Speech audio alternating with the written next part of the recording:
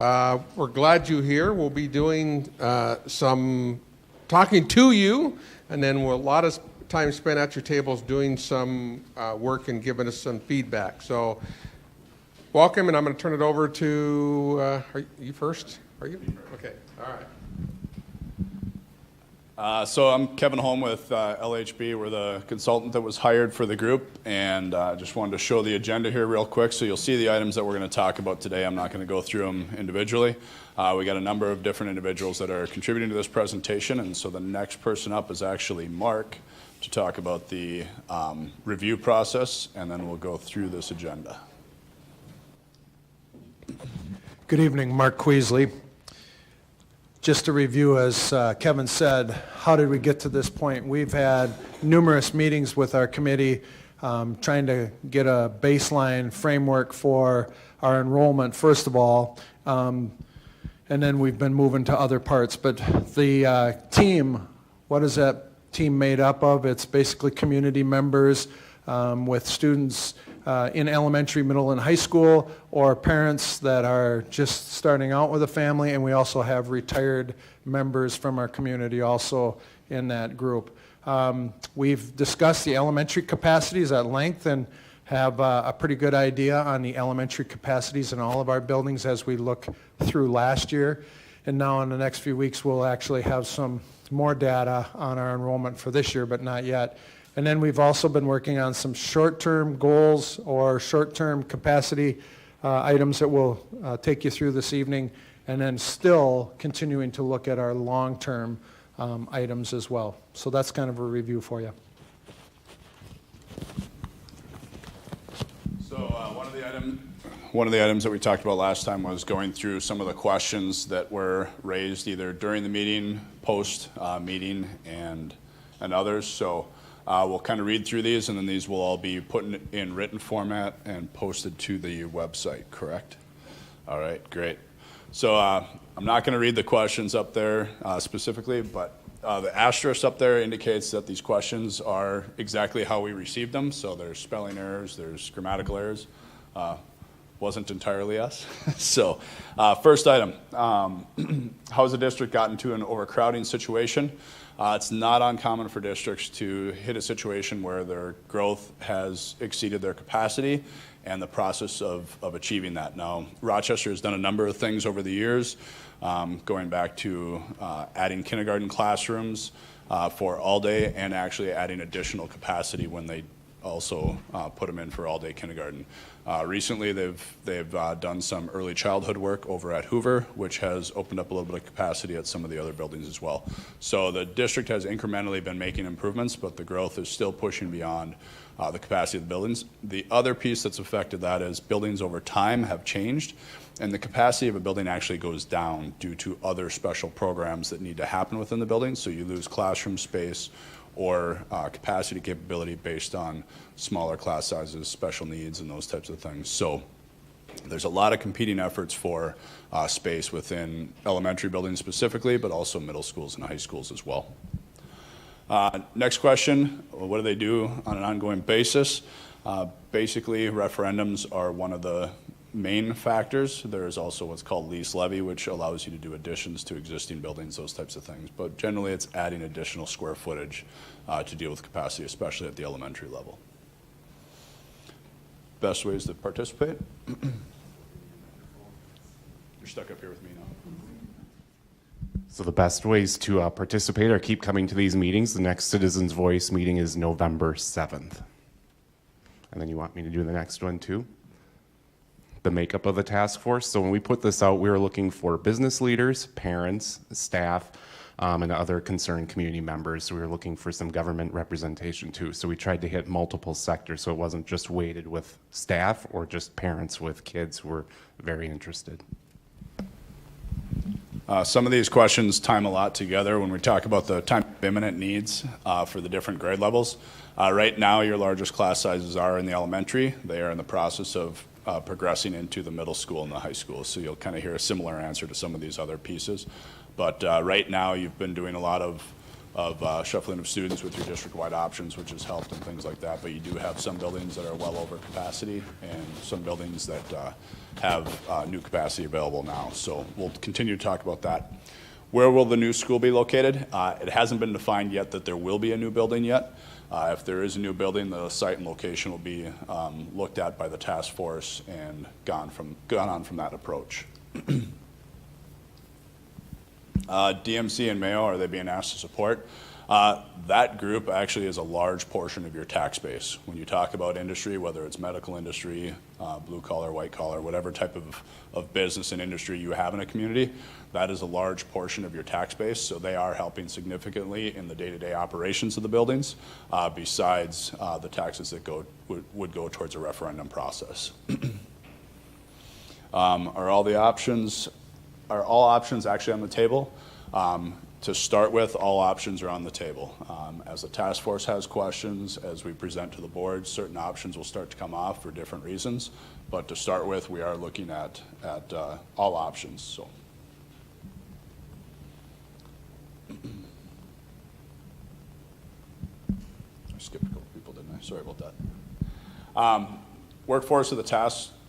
Work of the task force so far and data presented. Do you want me to just take these to simplify this as we go through this process? All right. So basically the role of the consultants is to provide the data to the task force, make recommendations, they ask questions, provide feedback and input, which is also the second part of what we're doing here with the citizen voice. So again, trying to make sure that we're providing all the data that you folks need to make informed decisions. Data available to balance not only the number of students but the diversity. That data is available in student files and it will be looked at as we go into the next process. The short-term boundary adjustments is a little bit more about trying to balance some of the overcapacity in some buildings and some of the undercapacity at others. So when you do start to look at demographic data, that will show up if there's a larger change as part of a referendum or if building or capacity is added at different locations. Does the district already have real estate on hand? They do have some real estate. They don't have enough to build new buildings and it may not be in the right locations. So real estate will be a conversation that'll happen if and when a new building is required. So we do have 3 parcels already. In Northwest, we have a 16-acre plot on Overland Drive. We call that the Schmidt Park property, and we own half of that with the city. So they have 16 acres. We have 16 acres there. 21st Street Northwest, we call this the Century Hills property. It's up by the water tower, and again, it's adjacent to city parkland. That's a 13-acre site. And then College View Road, we call this the DNR site because it was given to us by the DNR. And if we don't build a school building there, eventually it has to go back to the state. And that site is 17 acres. So all 3 of our parcels are on the smaller end of what we would need to do an elementary school, but they would absolutely not be big enough for a middle school or a high school.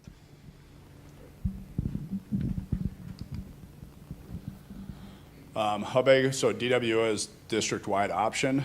How much will that change capacity? It actually doesn't change capacity. What it can do is it can help to load level the high loads from larger building or from overcapacity buildings back to the district options. So it doesn't actually change capacity, but it does allow for moving students around in a different manner. Next question about can a building be built without a referendum? The school district cannot levy itself into a situation without board approval, and board approval only comes through a referendum process in the voters themselves. There are methods to add on, like we talked about, lease levy, and you can lease space, but lease space goes to operating costs, which would put negative factors on other parts of the district to manage their situation. Talks about structural changes to existing buildings. Could that happen to the district-wide schools? Of course, you could do additions to the district-wide schools, those types of things. One of the issues that you'll see is it doesn't necessarily solve some of the boundary issues that you're looking at, and it wouldn't necessarily help with the large cost of transportation that the district incurs. If capacity enrollment is down in the district-wide schools, couldn't we take sections away? So again, trying to load level and maximize the use of the district-wide options is one of the big pieces right now. Most, 3 of your district-wide options are individual standalone buildings. Other 3 are embedded in existing buildings with other students and Going back to the top one, it talks about Century and Riverside coming off the books. Will they be paid off? Great, good question. I actually have the answer to that. February 1st, 2020 is when we make the last payments on those. So on our fall levy that we set here in December, we have to make the final levy for Century and Riverside, but it's the last time we do that. So then the next fall, that falls off the tax roll. The amount that could be borrowed, we had our financial advisor run that for us. We could borrow up to $31 million then in 2019, 2020 without having a tax increase. So if we're comfortable paying in taxes what we've been paying, we can continue about $31 million of new debt.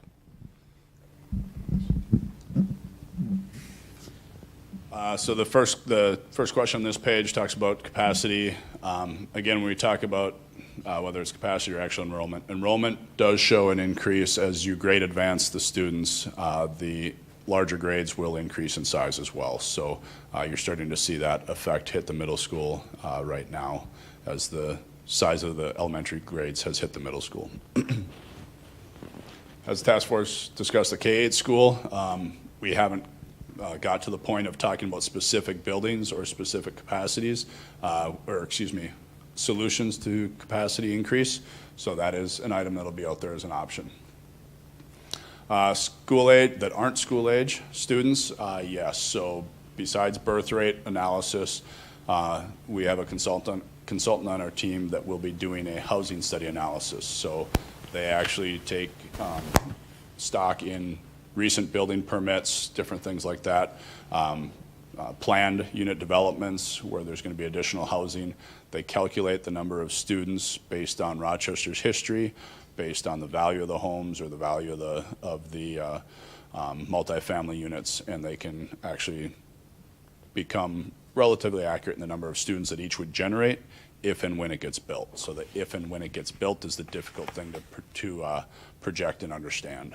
But there are other methods that are being considered for boundaries and enrollment increases. The question about cell phones versus landlines. The survey will be an actual mailed survey. So anybody that has a mailing address within the district that is up to date will get a survey mailed to them. That survey does contain both information about the question being asked and then the question that's being asked for feedback.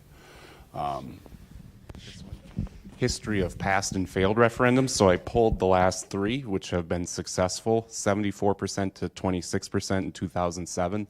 That was for Gibbs Elementary. 80% to 20% in the year 2000. That was to build Riverside. So that also included closing then Hawthorne and Holmes elementary schools.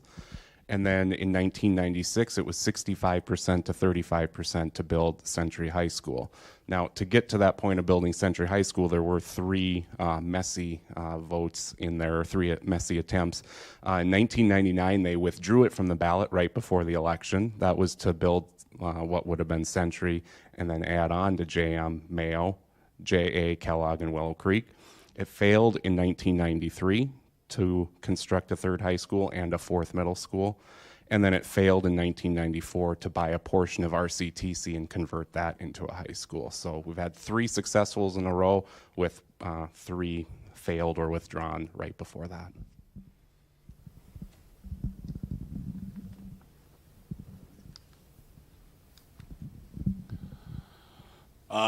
Coordinated with the city's plan in the county.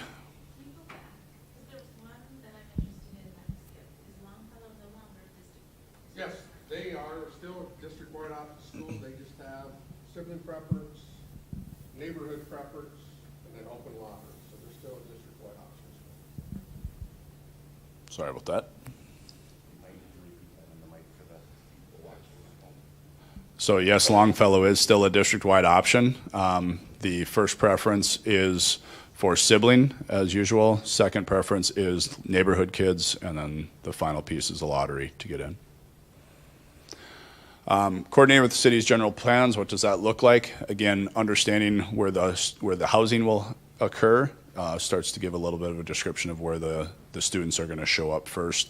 So that part of it is there, as well as the school district has a history of working with the city to partner with city parks and other elements that would work well with the buildings themselves.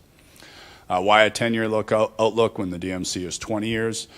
10 years is about the furthest you can go with a accurate, somewhat accurate look. So even with a 10-year outlook, you're still going to want to do a review at 5 years and then another review at that 10 years to find out how it's tracking as far as growth and projections. Short-term, mid-term, and long-term for elementary, middle school, and high school. Again, nothing has been determined yet on what should happen or when it should happen. Those conversations are in process with the task force. And so one of the items out there that you'll see is the capacity of the middle schools is increasing the fastest right now because those elementary kids are finally hitting that age group of buildings. Can the task force present more than one option to the board? Yes, they will probably present 2 to 3 options to the board, which will be modified and adjusted as we get additional feedback from the citizens like yourselves in the community. The other piece to that is the survey will actually define different elements to go into the referendum or options that will provide feedback and help direct the district on what their final request is for a referendum if there is one. We talked about the birth rates and population growth already. And then the last one was a little bit more of a statement about disappointed if not eligible for the school lottery, which brings us then to previous comments. So last time we asked the question, what is the one thing the task force should do? I'm not going to read through these, but they are available in the PowerPoint in front of you and will be on the website as well.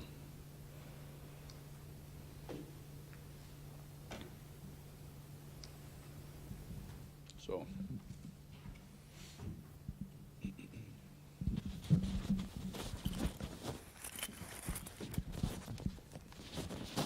Okay, so similar to our last community meeting, we talked about the population at our elementary. This time around, we're going to explain to you our population and enrollment at our middle school level. So if you have those PowerPoints in front of you, it might be a little bit easier for you to read.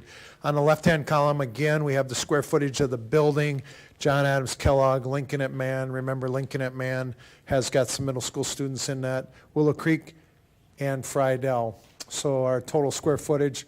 And then the MDE recommended size based on that square footage of the capacity for students. And then our enrollment in 17-18. And then the maximum enrollment since 2008. So we went back in history to kind of give you a perspective. When was the last time that building was quite large or had a significant population in it? Then the next column, the center column, it talks about analysis at 100%. If we were to maximize every square foot of the building at each one of those middle schools, thank you, that would be our capacity for our student population. Currently, we run a 5-7 programs. Teachers teach 5 out of the 7 classes in a day, which allows us through the curriculum and through contract, that's the maximum we can do with those classroom teachers. So that's the column in yellow. So basically you have the 100% capacity and where we can reach capacity currently with everything we have. And then the next column over is our cafeteria space. As we looked at our core spacing in our middle schools, we don't want to expand them too much or get too many students in the building where we can't manage them with our cafeteria space. So that's the recommended. So if you look at John Adams, it says we're at currently 1,066 students. The cafeteria capacity would be 962 students. And then the next column over is teacher planning areas. We have some designated teacher planning areas in those buildings, which also take up classroom space. But again, that's part of the core. And then if we look at maximum capacity at 90%, most of the studies, I believe, according to Kevin, are telling us that the maximum you want to put a middle school is at 90% occupancy.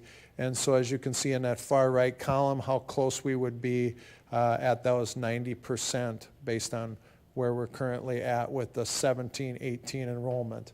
So if you're looking at John Adams, in 17-18 there was 1,149 students. The maximum capacity at 90% would be 1,228. Does that make sense for people as they? Okay. Any questions on that one? So I'm going to add a little bit more context to this for folks. So the MDE square foot capacity over on the far left over there, that's based on an average classroom size with an average number of students in that classroom. So that is actually more based on their current planning tool and what a new building should be, but it gives you a base understanding of what your building might be capable of. The more accurate way to do it is looking at a classroom capacity approach. The 5 out of 7 would assume that a teacher stays in their room, like Mark had indicated. Students move around. It's a very normal schedule and approach for a middle school. This version over here is more of a high school approach where you have teachers working in a staff planning area and then going out to the classroom so you can get a higher utilization of the classrooms. You lose some of that ability to customize your classroom, make students feel comfortable, that type of thing. So when you look at it from an educational delivery standpoint, that's the yellow column. The reason we put the cafeteria piece in there is you hear a lot of anecdotal pieces about buildings feeling overcrowded, whether it's corridors, whether it's bathroom use, whether it's cafeteria. And anytime you have overcrowded conditions in schools, that's when you start to have some of the behavioral issues and kids need a little bit more space, especially at the middle school level. So between those two factors, you start to land on what the comfortable capacity is for a building versus cramming kids in there and then ending up with behavioral and other issues that come out of that.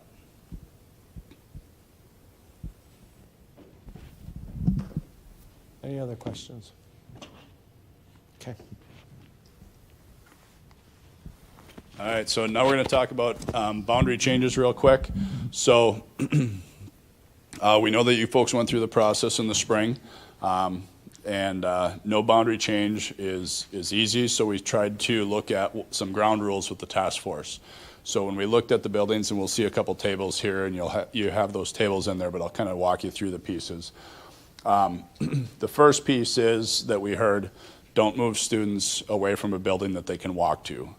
Doesn't make sense to bus students to another building if they can walk to the one that they're at. So go outside of that boundary and try and figure out what to do.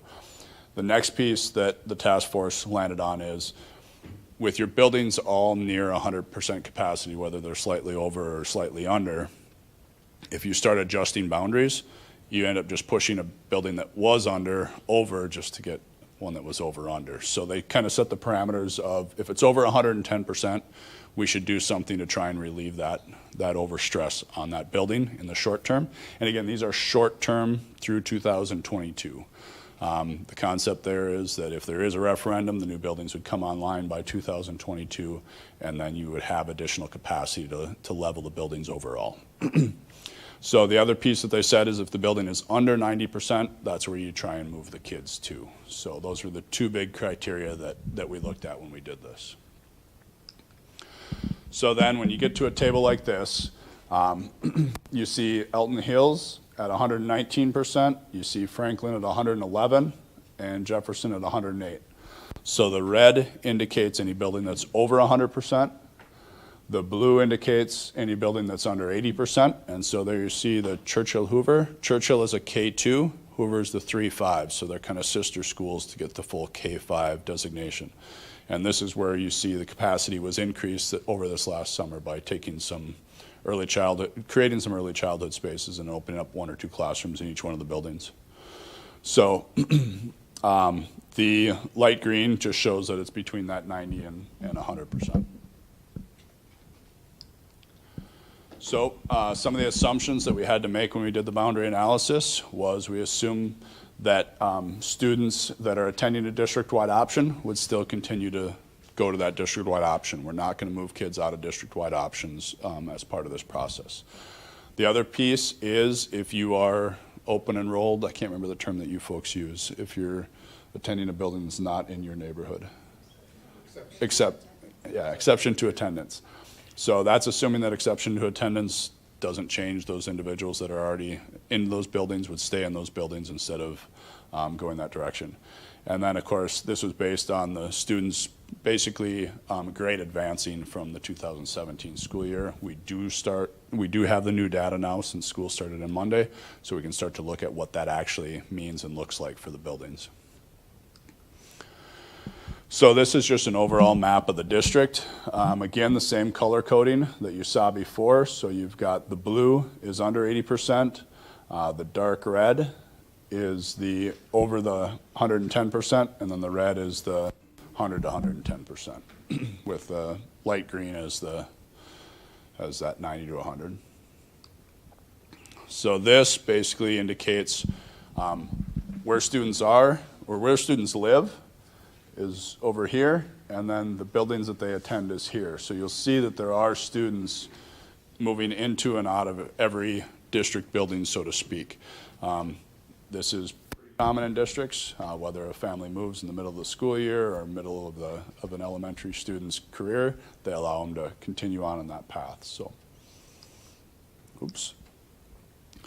So with Elton Hills being at 119%, and Churchill Hoover being under 80%, that is where the majority of the move that we tried to attempt, and we'll have bigger plans of this in the next few slides. So this is the Elton boundary, and the blue is the Churchill Hoover boundary. So we're taking two sections from Elton, and again, we tried to get outside of the walking distance of that building. So only the green hatched areas are areas that are part of the boundary change. So there's a chunk down here and a chunk here. What this over here says is there's 79 students in there that are K through 5. Of those 79 students, 49 of them attend Elton Hills. Those 49 students would then go to Churchill Hoover. This section up here is currently part of Jefferson. So Jefferson's boundary wraps all the way up and around. Within that shaded area, there's 50 K through 5 students. 37 of those attend Jefferson, and those 37 students would then go to Churchill Hoover. Jefferson was not over 110%, but at 108%, 10 more kids would have put it over 110%. And so being able to relieve that seemed like the right thing to do at this point. So what does that mean overall? Actually, so the blown up areas, so this piece here is the Jefferson to Churchill Hoover, and down here is, I already forgot, 37th and 75th. So we got Broadway coming up along here and the river on the west side of it. So this is an existing boundary to gauge, and then this becomes the boundary to move students down into Churchill Hoover. This is the southeast piece. So again, you have the river for reference here. You've got Broadway coming along here, and you got 7th down here. So this chunk here is another piece that would go up and into the Churchill Hoover from Elton. The last piece is the piece that's kind of the northeast quadrant of Elton Hills. Again, this goes into Churchill Hoover, so you got 37th across the top, 3rd Avenue Northwest, and then you've got Chalet Drive, Vegas Northwest, 33rd Street Northwest. So you can start to see some of the roads that fall within that boundary zone.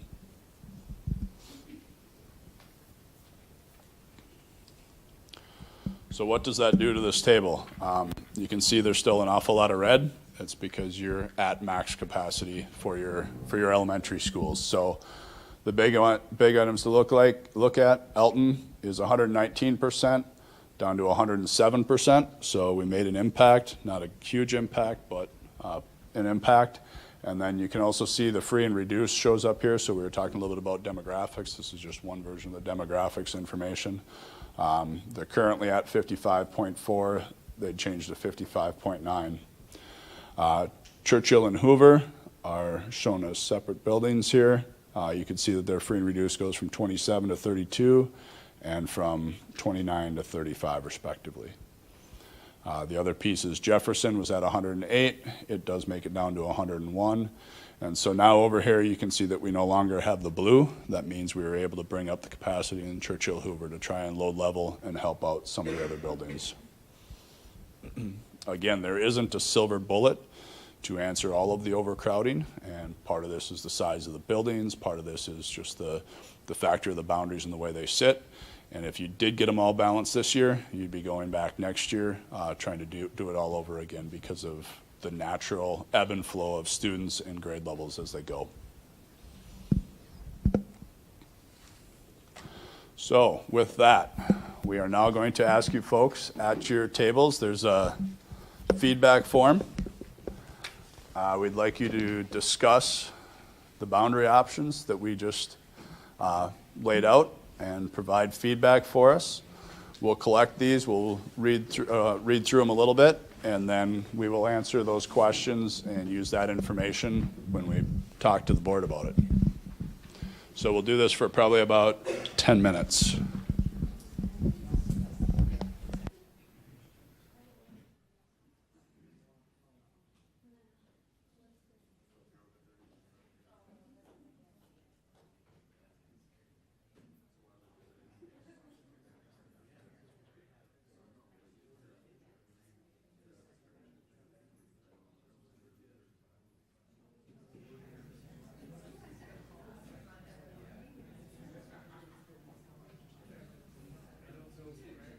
Thanks. Okay, so we're going to just take a couple of moments to talk about some strengths versus some of the weaknesses on our sheets, and then again, we'll compile this and be able to answer questions. Strengths again, eases overcrowding at Elton Hills and Jefferson. Any little bit is better than nothing. Keeps students within current walking distance. Movement of Elton Hills, Churchill Hoover affects overcrowding at high population at John Adams JM, relieves the overcrowding at Elton Hills and Jefferson. And generally logistical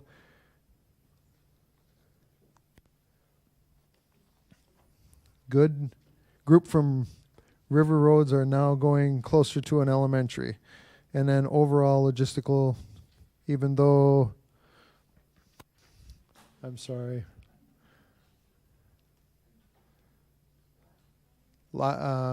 even though the something worth at Jefferson area,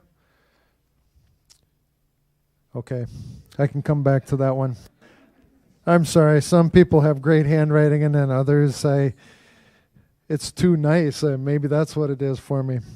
Weaknesses, families have to move, which is something that the committee is fully aware of. Minimal impact for short term, not a long-term solution. Some families will have to move. Challenges at the middle school and high school. The kids are going to be in different areas. And I'm assuming some students might be at John Marshall versus John Adams or Kellogg versus John Marshall. Not really a weakness. Some of the overcrowding streets are maybe new districts may complain, I think. All right. And questions. Were Franklin and Pinewood adjustments looked at? And why is Lincoln so far under capacity if filled by the lottery? Again, why no changes to Franklin? Will Hoover receive extra resources due to the increase of free and reduced students? How do the boundary adjustments affect racial, ethnic makeup of the different students? Are there transportation costs? Why does Lincoln have 44 spots open? Are there any better ways to do district-wide option? Which schools have capacity for additions? Okay.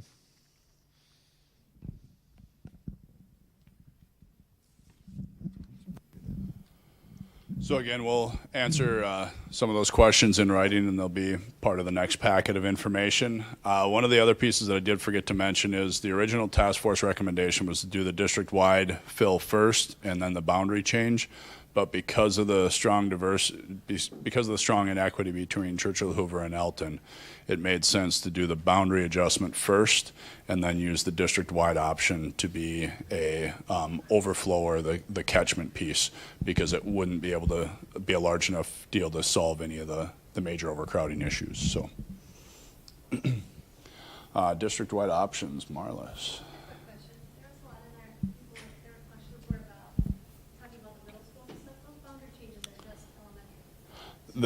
The intent of the boundary change was just at the elementary level. Yep. However, if you were assigned a new elementary, then you could potentially be assigned to a different middle school. You don't go to that elementary and then go back to the middle school you originally. For example, some of those Elton kids may be, right now, I think Elton is assigned to a JA, but now that they're in Churchill Hoover, their middle school would become Kellogg.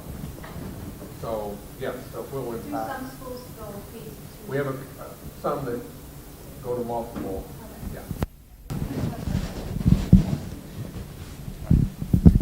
Okay, my name is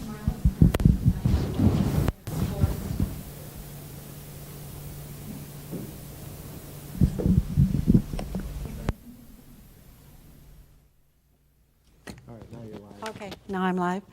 I'm Marlis Carney. I'm one of the task force co-chairs. Looking at district-wide options, or DWO, we have several dedicated facilities here in Rochester, Lincoln, K through 8, Longfellow, the 45-15 calendar, and the Washington core curriculum. There are 3 schools that share facilities with a neighborhood school, the Montessori at Franklin, the Newcomer at Riverside, and the Spanish immersion at Gage.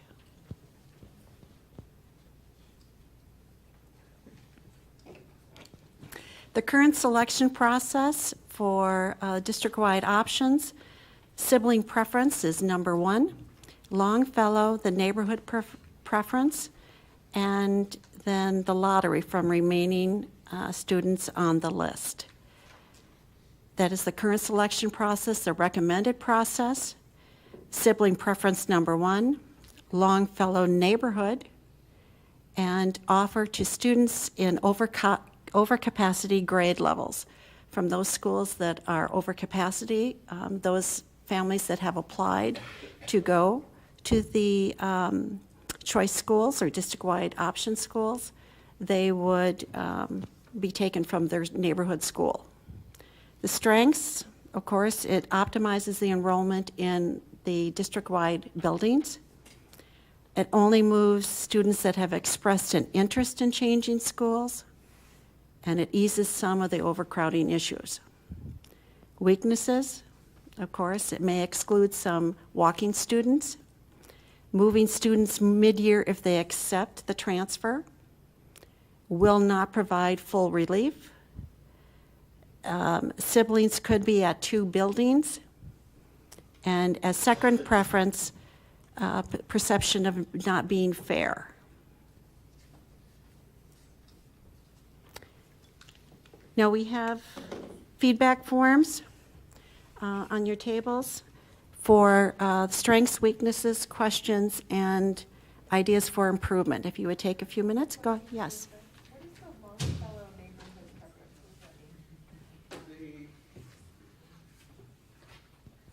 They went to the board last year that they wanted to, let me back up a little bit. When they started, they were a neighborhood and choice school. And then they, way before I got here, they switched just to choice school. They went to the board and got permission to add neighborhood as their second preference before they did it on lottery, and that was approved last spring for this current school year. I do want to say one thing. The data that the task force looked at was last year's enrollment. If you looked at this, since we started Monday, this year's enrollment in our district-wide options, you would not see the same capacity percentage that you would have saw last year.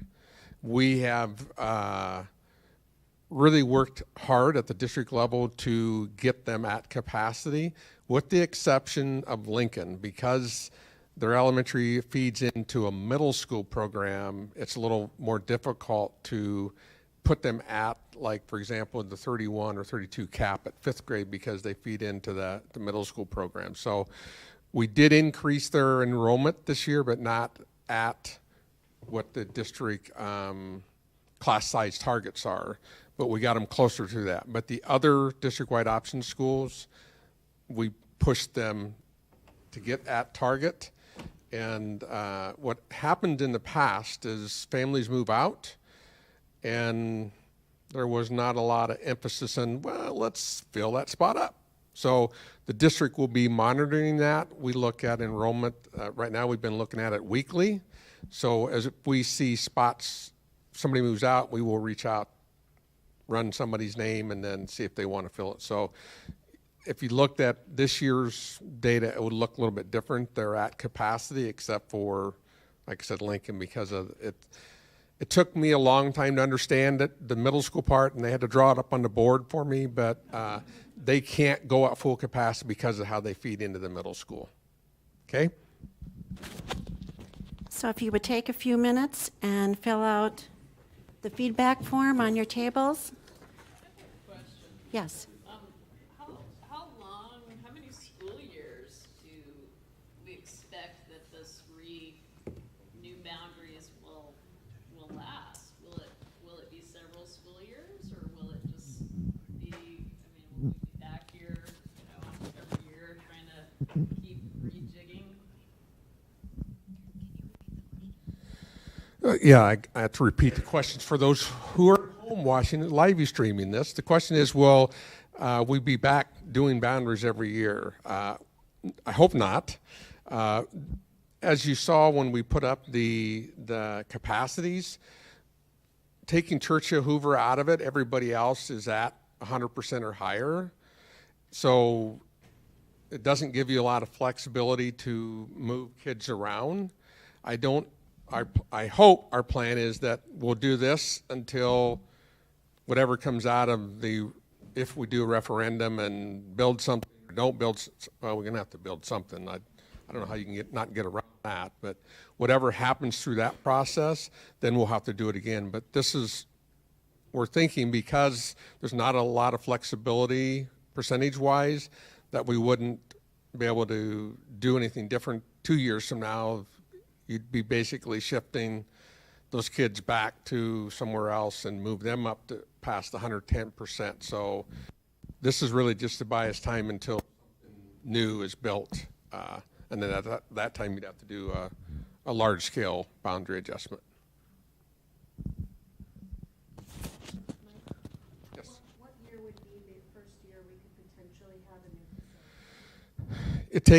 It takes 2 years. The question was, what year could we potentially have a new facility? It takes, from start to finish, it's a 2-year process to open the doors of a new building. So if we go to the voters in fall of 2019, money becomes available when, John? Early 2020, so 2 years out. So I think we're talking 2022, the fall of 22, before you'd open doors to a new school or additions to existing schools.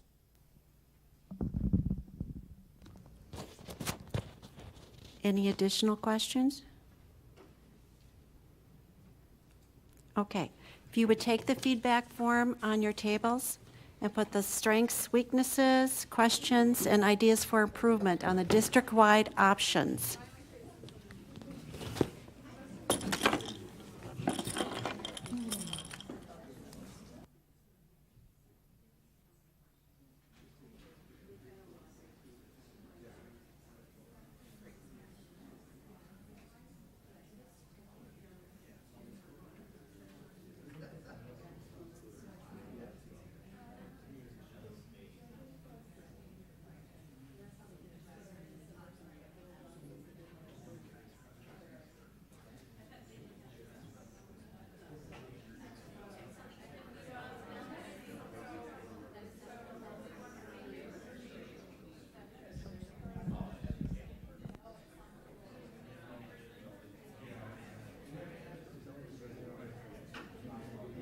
Okay, if I could have your attention, I want to clarify a little bit what we want you to do. Okay, just for a quick second here. Last facility task force meeting, a recommendation was to as you fill open spots for the district-wide option, that you choose kids or students from overcapacity schools. Okay, so what we're asking you to now, knowing that the district is intentionally making sure that they start the year at capacity, with the exception to Lincoln, do you still see that as a viable option we should take to the school board in September?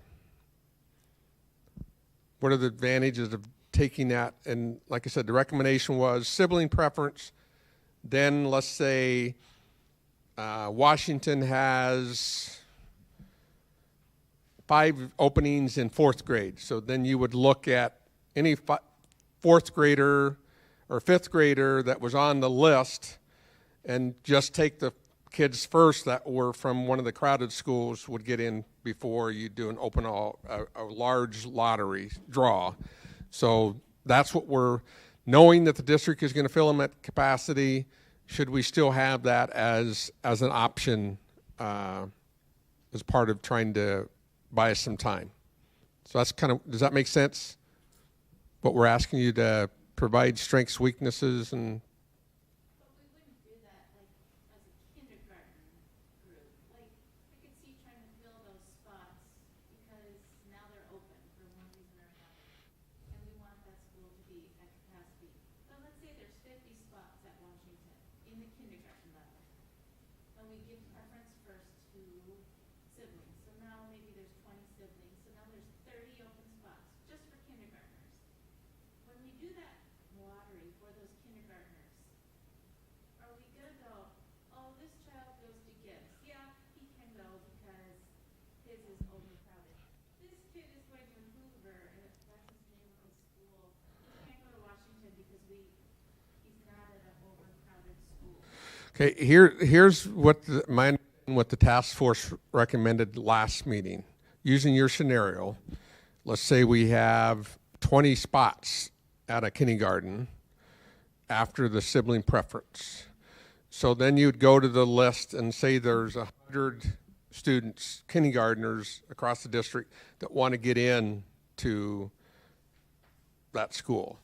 You would look at that 100, or maybe say 10 of them are from schools that are at 110% or higher capacity. They would get first preference. And after you did that, let's say you only had 5 spots left, then you'd do a random draw for the last 5. So the question is, do we still want that as an option? That's what we're asking you to discuss right now. If I put it in a parent perspective, and I'm from Pinewood that's not overcrowded, I want my child to go to Washington, I'm gonna be penalized because I'm not at an overcrowded school. That's why we're asking you that. Yeah. I don't have kids in Yeah. any of those. No, but that's why we're asking that, because now when the task force looked at that, they were looking just at percentages. And what last year's data showed us is, so I can see, last year's data showed us that our district-wide option schools were under capacity. They were the light blue schools because they were way under capacity. So the task force said, let's try to fill them up by taking kids from the really overcrowded schools and putting them in there. But like I said, this year you're going to see that we really have filled them up. Numbers that say that there are a pile of kids from Mountain Hills on a waiting list? Like, do we even know that it's possible to have it? Yes, I mean, we have a list of kids that have, one of the problems we have, Once you get through the sibling lottery and there's 20 open spots, do you have 20 kids from overcrowded schools still in the pool? yes. The question is, will they fall in the right grade levels? Kindergarten is not, because you're starting fresh, but The other grade levels is just where do you have space in the right grade levels. I'm trying to figure out how much help it would actually be, and if there aren't any actual numbers, it's hard to say, but is it worth it? We have, I would say there's several hundred families apply, but they apply for, most of them apply for all of them, all the choice schools or district-wide option schools. So That's what I mean, it's really hard to say, like, would this even help?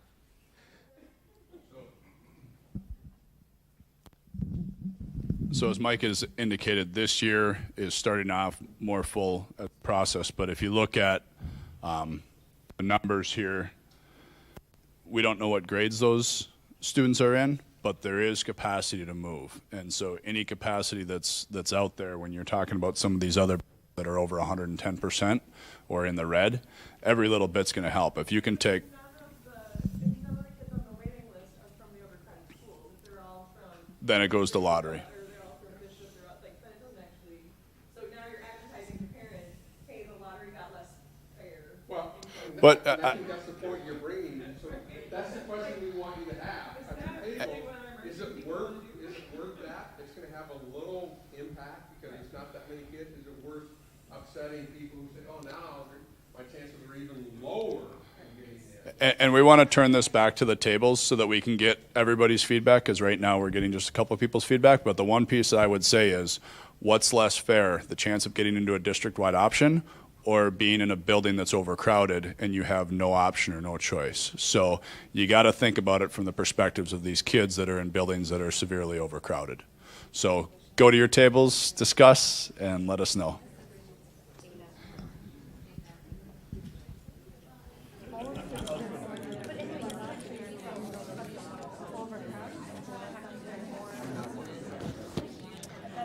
Okay, could I have everyone's attention?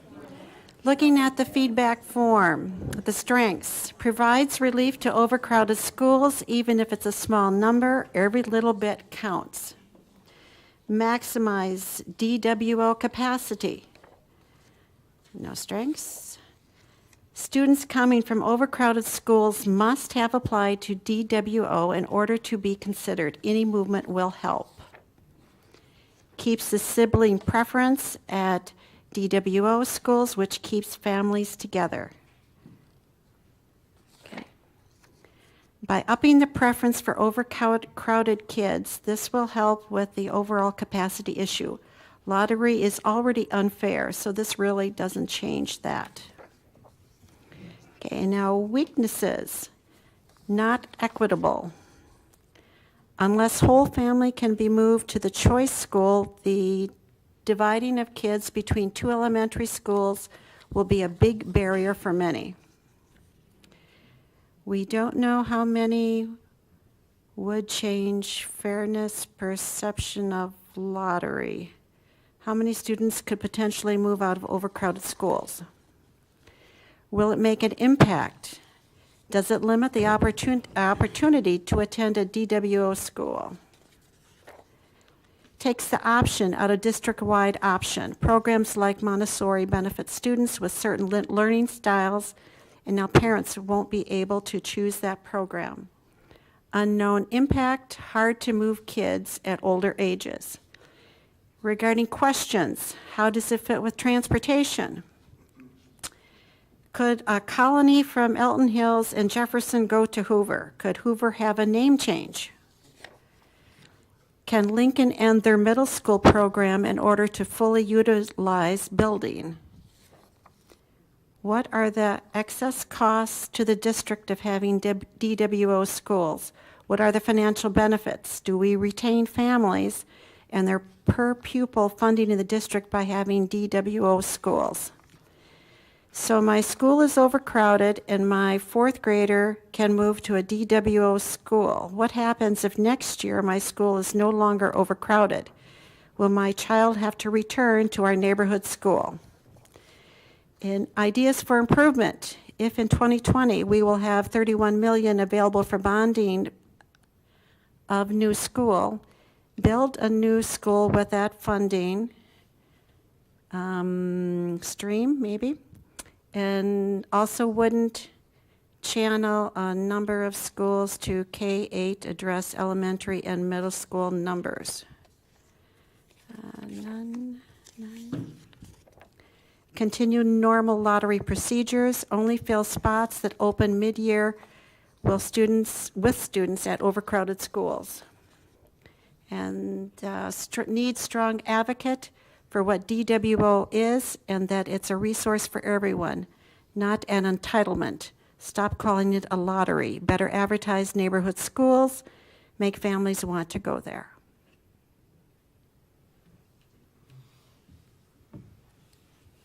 Great feedback, thank you. So,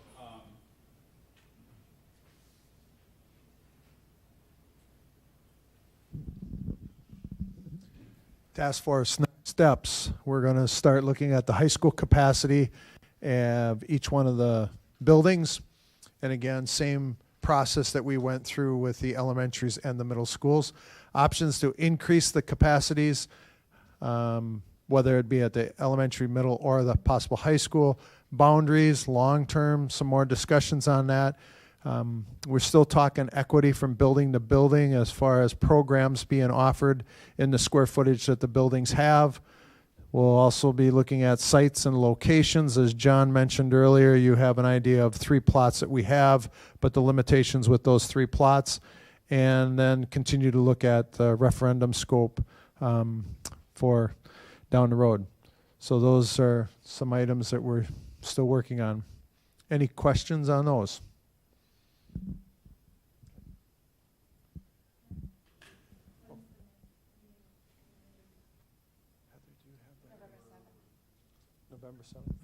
November 7th is the next community input. So again, takeaways again tonight, we hope you have a better understanding of our capacities of our middle schools and how we've defined those spaces and the usability of those buildings. Short-term approach to the boundary recommendation. Again, we appreciate your feedback. Same thing with the district-wide option. And by setting the second preference to help us reduce that overcrowding. Again, those items all help the task force and drive us as we move forward in our next meeting.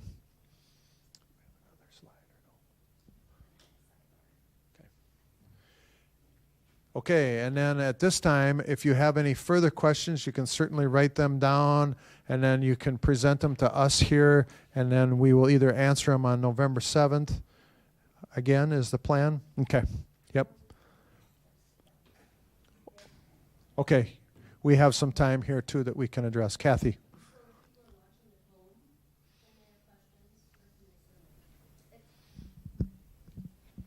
If you're watching at home, the information is available on both our website and our Facebook page. The form that we've been using here at our table is there to download, or you can fill in the form, and then you email it to communications@rochester.k12.mn.us.